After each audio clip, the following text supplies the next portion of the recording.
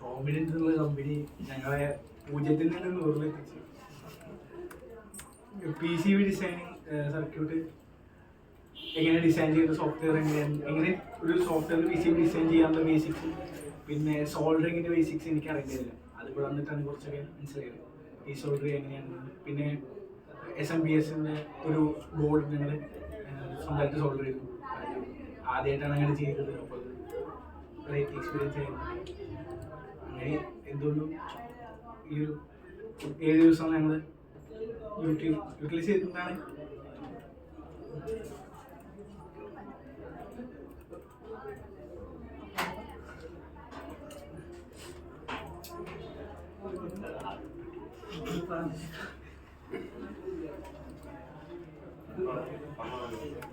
കൂടുതൽ കോമ്പോണൻസിനെ പറ്റിയും കാര്യങ്ങളൊക്കെ കൂടുതലായിട്ട് അറിയാൻ പറ്റിയതിന് ശേഷം പിന്നെ സർക്യൂട്ടിൽ ഓരോ ചെയ്യുന്ന രീതി, അതേപോലെ കുട്ടികളെങ്ങനെ കണ്ടുപിടിക്കാനുള്ള ഓരോ കാര്യങ്ങളൊക്കെ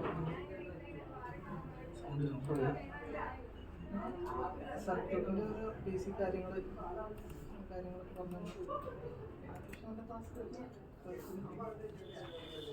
പിന്നെ ഇവിടെ വന്നിട്ട് പറഞ്ഞാൽ സാധനങ്ങൾ ഇപ്പോൾ പറഞ്ഞ 0 നമ്മൾ തുടങ്ങിയത്.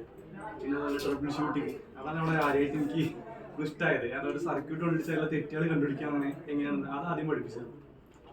പിന്നെ കൂടുതൽ പറഞ്ഞാൽ നമ്മൾ സാധാരണ ഇന്റേൺഷിപ്പ് പോകുന്നതിന് കൂടുതൽ തിയറി സൈഡ് ഇങ്ങനെ പറഞ്ഞത് കൂടുതലാണ്. പക്ഷെ ഇവിടെ എന്ന് പറഞ്ഞാൽ നമുക്ക് കൂടുതൽ പ്രാക്ടിക്കലായിട്ട് എക്സ്പീരിയൻസ് ചെയ്യാൻ പറ്റി. ഇപ്പോൾ PCB ഇപ്പോൾ ഒരു കമ്പനി ഒരു പാർട്ടായി തന്നെ നമുക്ക് ജോബ് ചെയ്യാൻ പറ്റിയൊരു ഫീൽ ഉണ്ടായിരുന്നു.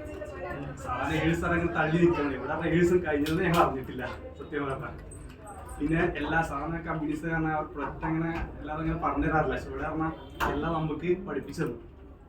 ഈ ഒരു താങ്ക്സ് ഉണ്ട് സ്റ്റുഡൻസിനോട്.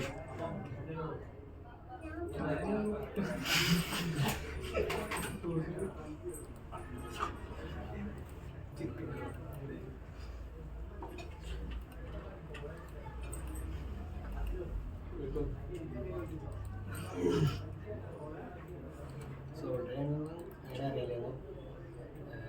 ഇവിടുന്ന് സോൾഡർ ചെയ്യാനൊക്കെ പഠിച്ച് എക്സ്പീരിയൻസ് ആയിരുന്നു.